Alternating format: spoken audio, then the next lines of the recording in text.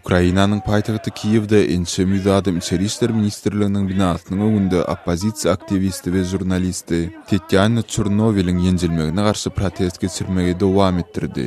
Protestçiler hüjümyň açyk ýagdaýda deriňelmegini we Ukraina hökümetiniň çekilmegini talap etdiler.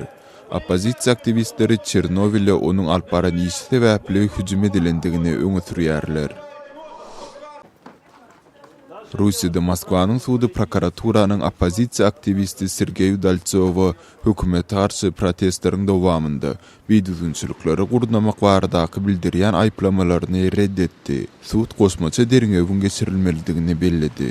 Şol bir wagtda sud Udaltsowyň öý tutuklygynda saklanylmalydygy barada höküm çykardy. Prokurorlar Udaltsowy Rus hökümetini agdyrmak üçin daşary ýurtlardan pul almakda aýplaýarlar.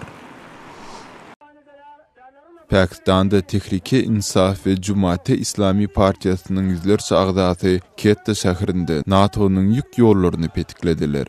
Protestçiler ýurtda pilotsuz uçurlaryň zarbalarynyň togtadylmagyny talap etdiler. Siz Azatlyk radiosynyň suwunky täzelikleri bilen tanış bolduňyz.